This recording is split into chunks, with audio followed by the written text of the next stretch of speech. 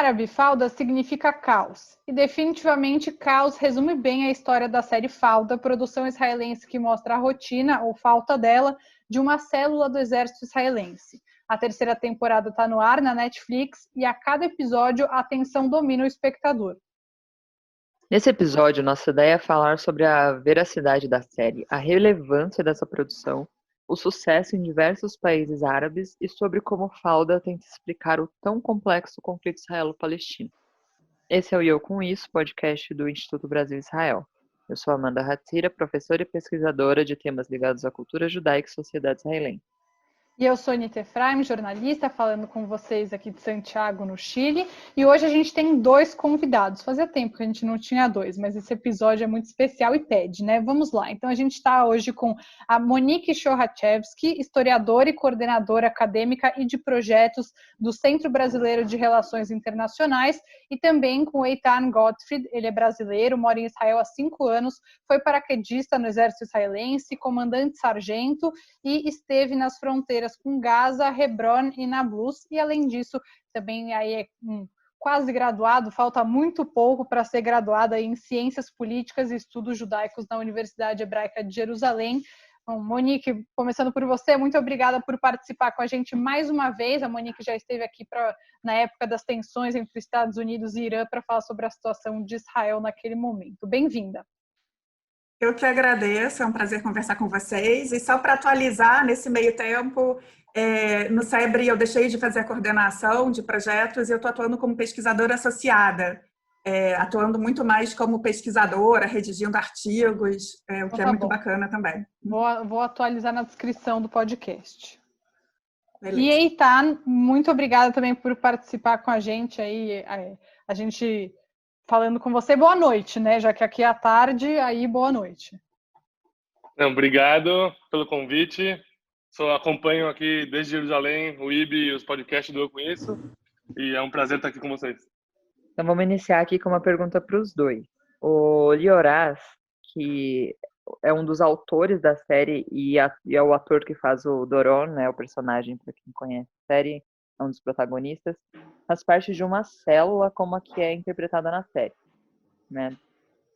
Grande parte do que é escrito é baseado na experiência dele, inclusive, né, no exército. Qual a relevância de uma série sobre esse conflito que tenha esse traço de realidade? Pode começar respondendo, Monique, por favor. Olha, na realidade, a série é baseada na história do Lior Az, que participou dessa unidade do Vdevan, e também do Avi Sakharov, que é um jornalista que pelo Haaretz cobriu territórios ocupados. E eu acho absurdamente relevante que os dois, desde que eles pensaram a série, eles trazem muito da experiência pessoal, o Lior, né, como esse militar, né, e o Sakharov, o Avi, como o jornalista. E o próprio Lior Az, acho interessante começar por ele, porque a história pessoal dele, ele é filho de pai iraquiano e mãe argelina, se eu não me engano. Cresceu falando árabe em casa, né? Então, para além da série em si, dele ser participar dessa unidade de Mistar Avim, ele é um israelense de origem árabe também. Então, eu acho esse começo de conversa, a série, para além do conflito, traz algo que Israel vem chamando muita atenção nos últimos tempos, são questões identitárias dos judeus mizrahi, desses judeus árabes, né? Então, só para começar aí falando nesse sentido, para além de toda a complexidade, quer dizer, a série o esforço, e eu participei na semana passada de uma live com os 2 e alguns atores da terceira temporada, pelo Jewish Insider, o exercício deles o tempo todo é mostrar não só a complexidade do conflito, né, nas 3 temporadas, eu particularmente acho que a terceira temporada é a melhor de todas, como o custo do conflito, né, para ambos os lados. Então, penso que a partir da experiência pessoal deles, eles trazem isso e vão além, né, fazem pesquisa e por isso tem feito tanto sucesso, né? Acho que eu iria por aí. E você, Eitan, o que você acha? Não, eu super concordo com a Monique. Eu também acho que para mostrar a realidade israelense de exército, é muito difícil fazer isso de fora, né? Tipo, de maneira estrangeira. Aqui eu sinto que é muito fácil agora eu enxergar filmes que fazem filmes de guerra que para mim não fazem sentido com o que eu tive de experiência minha no exército. E com certeza a Falda justamente traz talvez um pouco mais de drama, um pouco mais hollywoodiano talvez, mas com certeza ele é muito baseado, né, em como o exército atua e principalmente unidades pequenas, né, a unidade que eles querem, eles não falam que é do exército, né, em teoria é uma unidade da inteligência, que também existem unidades extra exército, mas justamente eles querem trazer justamente a unidade que a Monique falou, que é dos Devan, e justamente dá muito para ver como sim conhecem a maneira de falar, os procedimentos, como eles falam no rádio, o tipo de arma que usam. Então isso faz, obviamente, para o público israelense falar, nossa, estão falando da realidade. E também acho que queria dar mais legitimidade para a série, né? A série, quando você faz de uma maneira verdadeira, acho que ela vai alcançar melhor o público. Tem, por exemplo, séries sobre o Mossad, ou sobre teve um filme na série Netflix também, que não lembro o nome, que era uma operação do Mossad para trazer judeus da África para Israel, e que não é muito verdadeiro, as coisas que fazem, fizeram muito dramático. Eu acho que o Fado justamente traz a questão para tentar ser o mais verdadeiro possível, né? Uhum. E eu queria saber, a Monique comentou um pouquinho que a temporada que ela mais gosta é a terceira, eu acho que eu também, mas eu queria saber de vocês dois qual é a temporada que vocês mais gostam, a que menos gostam e por quê, se isso também tem a ver com a veracidade dos fatos. Começa você, Eitan, o que você gosta, qual você gostou mais e menos na série e quais os motivos? Então, a primeira eu gostei muito, obviamente por ser a primeira e por impactar muito, e por começar, né, quem não lembra, a primeira temporada começa com um dos amigos da Tsebat, né, da equipe. Ele morre, né, numa explosão muito forte. E meio para começar já falando que quando se trata de operação de exército, nem tudo é um mar de rosas, né? E começou a série assim, e todo mundo ficou impactado como que mal começou a série, alguém já morreu. A segunda temporada eu achei meio um pouco que o personagem, talvez o vilão, ou o personagem palestino do Al-Maqdisi, eu achei que ele era um pouco... puxaram um pouco a barra ali com ele, mas a última série, a terceira, para mim também, para mim foi a mais interessante, porque justamente trouxe a complexidade e o que a Monique falou, né, o custo do conflito e o custo das operações para todos os lados, né, e como que às vezes o conflito transforma as pessoas, né, se é o Bashar nessa temporada, ou o próprio Doron, a relação com os filhos que ele tem. Então por isso é muito interessante a terceira temporada, com certeza. E você, Monique, você falou que você gosta mais da terceira, por quê? Então, é um pouco parecido. Eu acho que a terceira ela é a mais bem elaborada dos dois lados. Acho que ela realmente mostra cada episódio, né? Enfim, eu não conseguia. Acho essas pessoas que fazem maratona, que vêm, sei lá, uma no final de semana, eu não aguentava. Porque acho que ela mostra a dureza dos dois lados, né? Eu acho que ela é melhor costurada. A primeira temporada, eu concordo com a Eitan, porque ela traz a complexidade, né? Quer dizer, ela mostra que veio. Então, assim, acho que ela estabelece um novo tema, né? Por si só, isso já é um mérito, né? E também tem o Hamas como inimigo, né? Apesar de passar no Shtarim, né? Não gosto desse termo Judéia e Samária, nos territórios. Então, a minha impressão da terceira temporada é isso. Quer dizer, acho que eles se empolgaram no primeiro, fizeram muito sucesso, no segundo, acho que perderam um pouco a força. Agora, acho que eles voltaram para a essência, com esse esforço de mostrar os dois lados. Mas acho sempre importante, eu tenho falado muito sobre essa série, que é uma série escrita por dois homens israelenses. Então, eles tentam mostrar os dois lados, mas são dois israelenses escrevendo. E a parte feminina, depois a gente pode discutir, porque ela é nula, né? Sim, é um ponto importante, a gente já volta nele.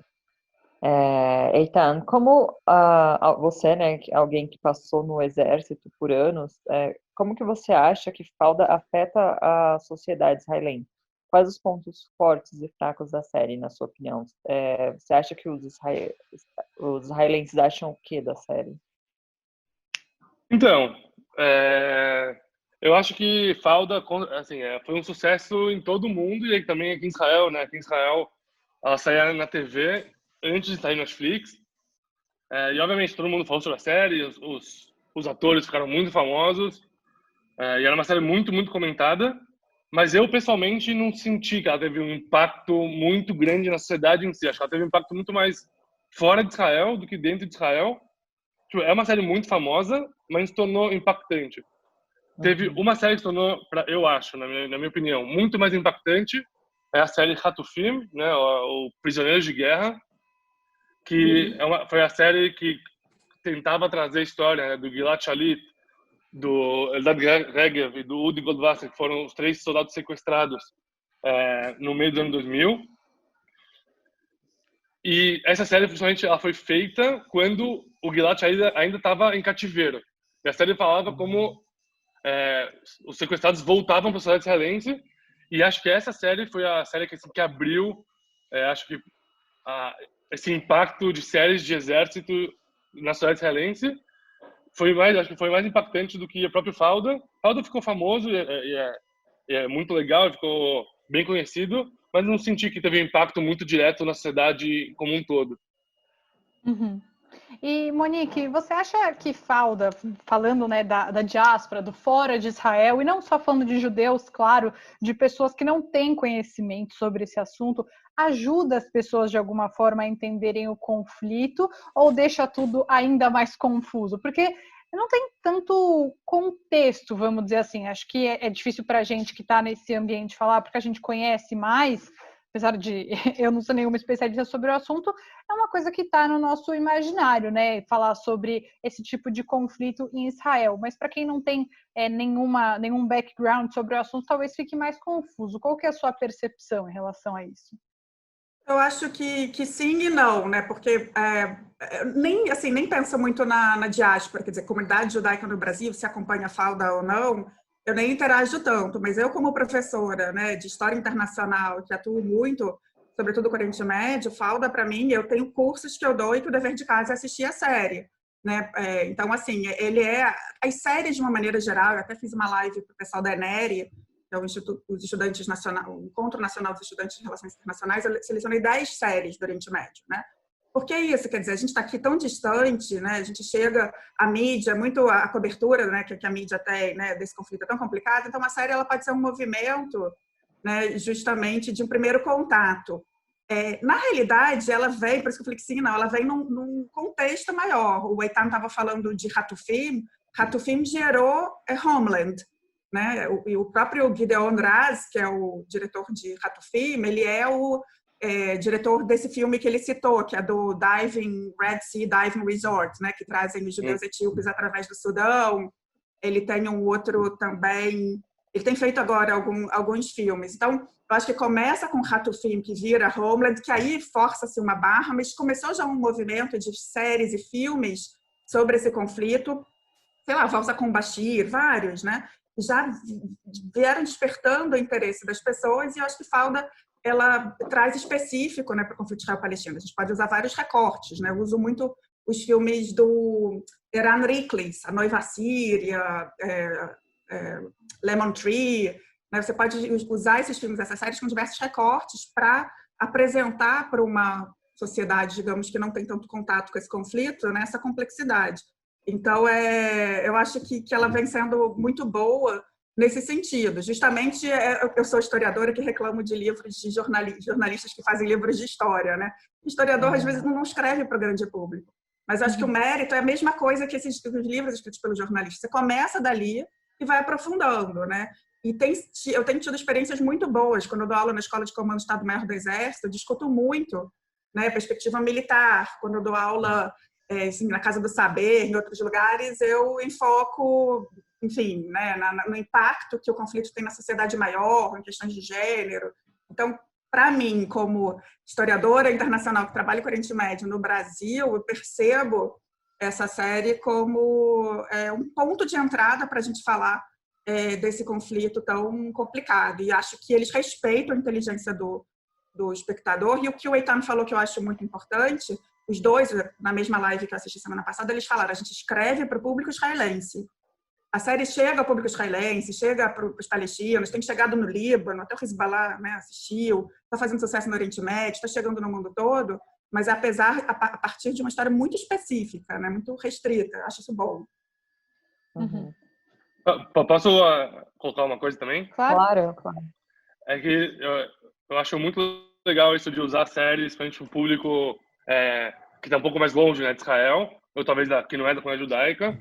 E eu acho justamente por Falda ser uma série, como você falou, né, que meio sem contexto, mas eu acho que a palavra talvez mais correta seria que é uma série complexa. E acho que a complexidade da série traz, acho que um pouco a vericidade da verdade, tipo, da realidade. Então, assim, para mim, quando tento explicar para meus amigos sobre coisas que a gente fez no Exército, me pergunto, por exemplo, você teve medo? Ou você não sentiu que a sua moral interior falava fazer outra coisa? E é muito difícil explicar o que você faz na hora. Eu acho que a série justamente traz essa complexidade e também acho que isso vem a favor para explicar que o conflito ou temas de exército são temas complexos e que talvez quem não vive isso no dia a dia precisa talvez entrar nessa complexidade para começar a entender um pouco mais a fundo sobre o tema. Uhum. E aproveitando, Eitan, conta pra gente um pouco da sua experiência no Exército e se você acha, pela sua vivência, que você acaba vendo a série de outra forma e de que forma você enxerga e entende a série. Perfeito. Então, como a Anitta falou, eu entrei nos paraquedistas. Para quem não sabe, paraquedista em Israel é uma unidade de infantaria e, além disso, tem a capacidade de pular de paraquedas. Não é que a gente só fica pulando de paraquedas, mas é uma unidade de infantaria, que a gente fala em hebraico, Hel Raglim, né, a unidade que anda, né, de pés. Então, a gente faz todo o treinamento básico avançado, e aí eu virei depois comandante, que eu tive soldados no meu comando. E eu acho que como eu vi a série, veio muito um pouco o conflito interno da sensação, não sensação, desculpa, da vontade de estar lá, né, por exemplo, do Doron ou dos outros pessoas da equipe, porque eles viam na sua função protegendo o país, né? Muitas vezes na série, não só na terceira, mas também nas outras temporadas, eles mostraram como que prender tal pessoa ou parar tal carro fez que ou Hamas ou antes o Estado Islâmico não cometesse um atentado em Israel. Então tem esse lado que todo seu lado sente que você está protegendo a sua casa, sua família, seu país. E por outro lado, tem justamente também que aparece muito em Falda, toda a questão de você estar fazendo uma coisa que arrisca a sua vida, o que você pensa na sua família, que você não sabe se está fazendo certo ou errado. Se você faz muito rápido, você pode se expor, se você faz muito lento, você pode te atirarem antes. Então, essas complexidades aparecem. Acho que quem vê a série, tendo tido no Exército, acho que pode se identificar melhor com esses conflitos internos, né, da equipe, do Falda.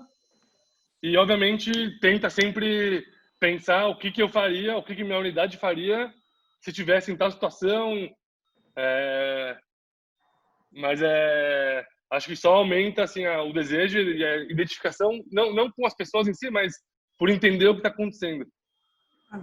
Uhum. Posso fazer uma pergunta para o Eitan? Pode, fica à vontade. Eitan, eu trabalhei 3 anos com o Exército Brasileiro, na ICM, na Escola de Comando do Estado-Maior do Exército. E uma coisa que eu acho muito interessante desse meu contato com o Exército, e que é muito forte, essa coisa de hierarquia e disciplina. Essa é praticamente a essência do Exército Brasileiro. E isso praticamente é muito complicado no Exército israelense, né? Até por conta do conflito. Como é que, eu acho isso muito importante. Como é que isso funciona? Qual o grau de autonomia que você tem? Como é que você poderia rapidamente resumir isso a partir da sua experiência? Isso é uma coisa que me deixa muito... Acho muito importante essa comparação. E na série também, né? Isso fica bem marcado, né? Como eles têm essa abertura de discutir um com o outro, os conflitos Sim. dentro dessa mesma célula, eles são muito fortes, né? Bem interessante isso. Uhum. Não, óbvio. Antes de falar sobre a hierarquia no Exército, só que acho que é um comentário importante, que talvez para o público brasileiro que não tenha talvez identificação ou conhecimento sobre exércitos, porque é muito difícil. Quando eu morava no Brasil, quando eu era um jovem brasileiro e morava no Brasil, quando falavam exército para mim, a primeira associação que eu tinha na minha cabeça era a ditadura. E quando aqui para o israelense, a primeira associação que tem sobre exército é criação do Estado, é meus avós, meus pais. Então acho que só um comentário que eu acho que é importante diferenciar também como a gente vê aqui o exército, né? E sobre a hierarquia é uma pergunta muito boa, porque assim, aqui todo o exército no mundo, né, a hierarquia tem um papel muito importante, né? E é muito menos pelo lado de que tem que dar ordem porque sou melhor ou sou mais experiente ou mais velho que você, mas porque quando todo exército a gente treina para uma situação de extremo, né? Quando tem uma guerra, uma situação de extremo, e quando tem extremo, a gente consegue pensar muito claro. Então a gente precisa saber cumprir as ordens. A gente aprende a disciplina do dia a dia para que no campo de batalha você saiba, todo mundo saiba quem dá ordem e quando você recebe uma ordem como fazer executar a ordem. No exército israelense existe hierarquia e ela é muito, muito, muito cobrada desde o começo. Só que chega, e principalmente no treinamento básico e avançado, mas quando você sobe pro operativo, né, que quando você se torna, por exemplo, soldado já não mais aprendiz, né, quando você vira soldado, é uma coisa muito importante que aqui os comandantes, eles não se veem acima dos soldados, no sentido que eles não vão mandar todo mundo para a guerra e ficarem atrás. Aqui é muito, muito importante que o comandante é que vai na frente e ele tem que ser o exemplo para tudo. Ele não pode cobrar nada que ele não possa fazer. Então, por exemplo, todas as corridas que a gente fez, todos os exercícios que a gente fazia, o meu comandante, ele tinha que ir na frente e tinha que correr mais rápido que todo mundo e ajudar todo mundo. Então tinha um pouco, tem hierarquia, porque no final das contas ele vai gritar, sair para a direita ou para a esquerda. Você tem que saber aprender a cumprir isso. Mas, do outro lado, tem uma proximidade com os comandantes. Essa proximidade também faz que tenha uma abertura de conversa. Sempre a gente sai para aprender qualquer pessoa, para qualquer operação, tem uma conversa, né, que a gente chama de tadrir, né, quando você explica o que você vai fazer, e sempre tem uma pergunta: alguém quer falar alguma coisa? Alguém acha que... E no final, quando todo mundo concorda, ou quando o comandante fala, é assim, assim, assim, todo mundo fala ok, aí meio que tem que mudar para o modo responda ordens, para que o operativo saia, tipo, que a missão seja executada de maneira que a gente fala em hebraico, né, mais limpa. Uma coisa que eu queria falar sobre a série, que eu estava lembrando agora, que eu acho que tem um sentimento muito marcante em Falda. Esse sentimento é a raiva. A raiva é uma marca muito forte nos dois lados desse conflito, no que a série mostra. Eu queria saber o que vocês acham dessa marca tão forte dentro da série e como a raiva também, de certa maneira, molda o conflito entre Israel e Palestina. É uma pergunta bastante subjetiva, né? Mas da impressão da vivência que cada um tem em relação à história, em relação à vivência no exército. Qual que é a impressão de vocês? Monique, você pode começar, por favor. Eu estou pensando se... Quer dizer, a raiva, quer dizer, o que acontece? Por um lado, você tem um conflito mais amplo, né, o pano de fundo, desde o começo, depois, né, desde a ocupação, sobretudo a partir de 67, mas depois, o que a série mostra dos dois lados é a história de cada um, né? Então, acho que a terceira temporada mostra isso bem, por exemplo, o Doron, né, que criou uma relação com... Não vou fazer muito spoiler, não, prometo. A relação com o Bashar, né? E como, né? Então, em determinado momento, ele acaba agindo, e aí até o problema da hierarquia da disciplina, que às vezes ele acaba fazendo coisas por conta, né, dessa relação que ele criou. Então, eu acho que tem isso, quer dizer, o caso do Doron específico também, cada temporada, coitado, né? Cunhado, pai, filho, né? Então, eu acho que o que a série mostra, e que é um pouco a minha visão, né? Também morei 5 anos, aí tá, só que nos anos 90 em Israel, e eu vou todo ano, né? A minha vivência é isso, quer dizer, você tem um conflito maior, essa narrativa, esse pano de fundo, né? Que eu, como professora de história, né, tenho muita facilidade muita facilidade não, né? Alguma, né? Em trazer, mas você começa a ter as histórias pessoais de ambos os lados, né? Então, quer dizer, a série mostra, na terceira temporada, também o próprio Bashar, né? Como era um menino ingênuo, né? Enfim. Então, eu acho que mais, não sei se é a raiva, né? Não sei se é exatamente esse termo, né? Mas eu acho que a palavra, o professor Eli Rehes, que me deu aula na Brandeis University, ele é professor também da Universidade de Tel Aviv, ele fala, você tem que ter a C-word, né? Complexity. O Eitan já falou sobre isso, né? Então, essa complexidade do conflito, né? Eu acho que são essas duas camadas, né? O conflito maior e as histórias pessoais. Né? E eu acho que, especialmente Falda, mostra isso muito bem a partir do Doron, né? E outras histórias paralelas. Iria por aí. Eitan? Eu também super concordo. Eu acho que essas vezes que a gente, estando de longe, de fora, né? Não de longe, mas tipo, de fora, é super natural você pensar o conflito como a Monique falou, né? Na parte histórica, na parte talvez mais macro, talvez governamental, de políticas, de fazer o que não fazer.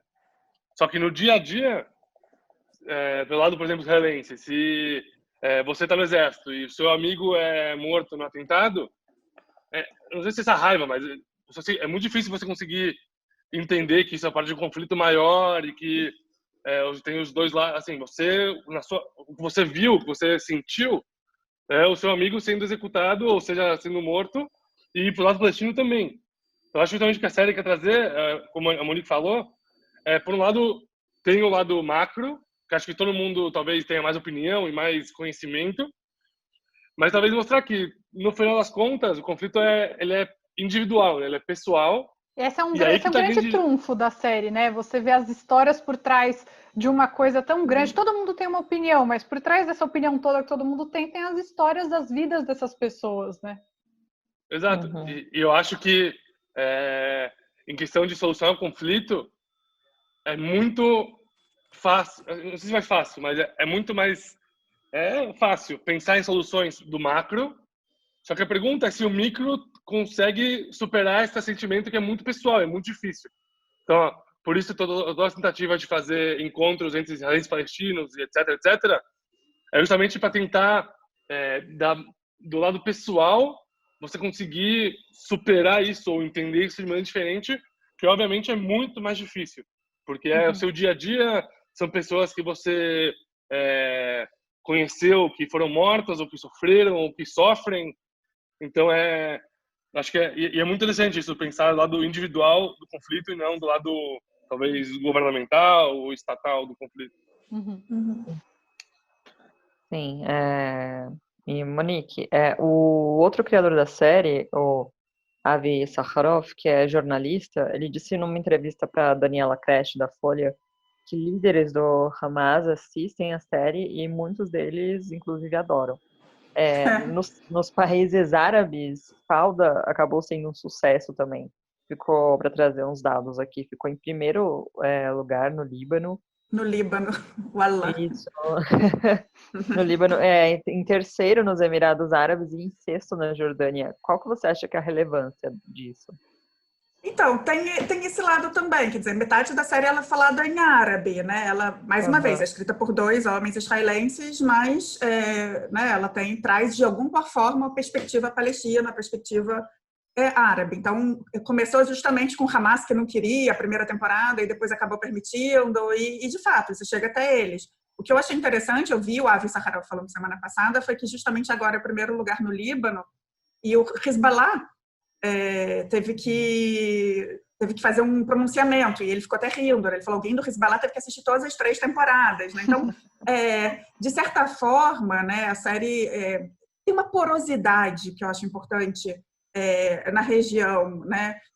Então, por exemplo, a segunda temporada, a gente tem eles são Mistaravim, que eles são chamados, né? Essa unidade que são judeus que falam árabe, que se vestem. Eu acho um barato aquele cabelo com gel do Sagui, gente bem, né? Enfim, que se fazem passar por árabe. E na segunda temporada você tem os árabes que se fazem passar por judeus, né?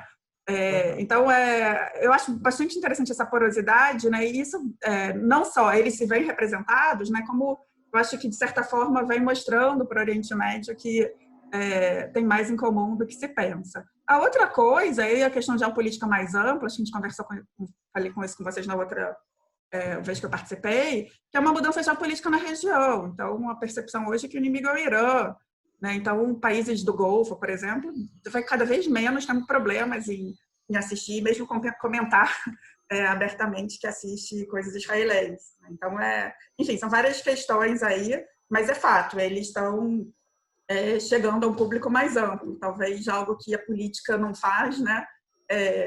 A arte, digamos assim, né? Tem que ver chegando, acho que iriam por aí.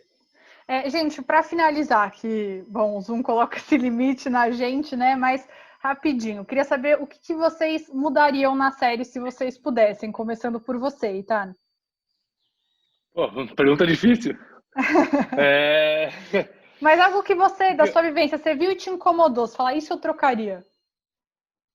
Não, um pouco que essa unidade trabalha muito sozinha. Tipo, eu acho que talvez o lado mais técnico militar, talvez. Que existem unidades pequenas que elas fazem trabalhos assim pontuais de entrar e sair. Isso tem várias unidades assim.